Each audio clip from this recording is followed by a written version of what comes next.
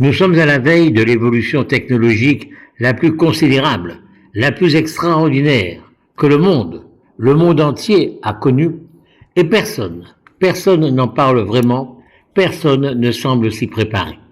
Au contraire, le discours d'aujourd'hui est semblable à celui d'hier et à celui d'avant-hier. Ainsi, c'est tout naturellement qu'on entend parler de chômage, du taux de chômage dans les années qui viennent, comparé à celui d'aujourd'hui ou à celui d'hier. Dans le même temps, on apprend qu'Amazon a licencié 14 000 personnes. Non pas parce qu'elle a des difficultés financières, mais tout simplement parce qu'elle les a remplacées par l'intelligence artificielle. Et tout le monde le sait, c'est l'inévitable évolution de nos sociétés. L'intelligence artificielle va de plus en plus remplacer l'homme. Sans doute avons-nous déjà fait un savoir et réfléchir qui aborde ce thème, mais nous ne nous sommes pas assez demandé pourquoi on ne parle pas de la réduction inéluctable du temps de travail de l'homme et de la femme, secteur par secteur. Sans doute parce que les multinationales qui mènent le monde n'y ont pas intérêt, en tout cas pour l'instant. Mais les hommes et les femmes, dans les années qui viennent, comment vont-elles faire leurs courses pour manger lorsque leur prime de licenciement sera épuisée? Où trouveront-ils à se réembaucher lorsque les places seront occupées par l'intelligence artificielle, par des robots? Ce travailleur infatigable, qui travaille jour et nuit, qui n'est pratiquement jamais malade, qui n'a pas besoin de congé et peut même travailler dans l'obscurité la plus totale.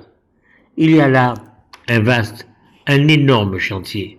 Déterminer quels secteurs seront impactés par l'intelligence artificielle et dans quelle proportion.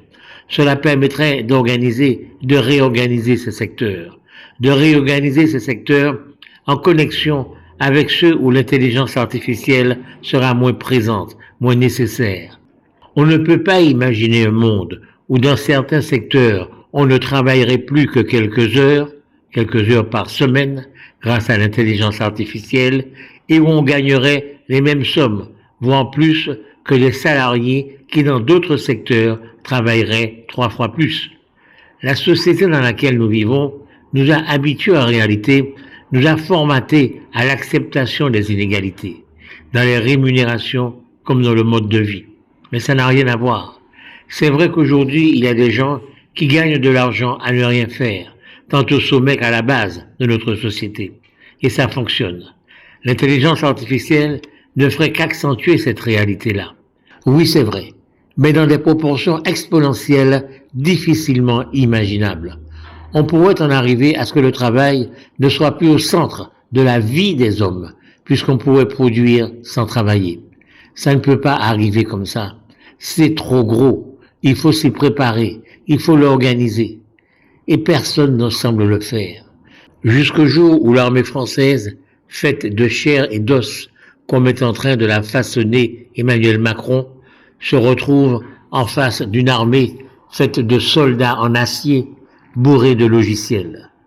Tandis que dans les restaurants, de magnifiques robots ne vont pas seulement peupler les salles pour servir et prendre les commandes, mais également les cuisines pour cuisiner.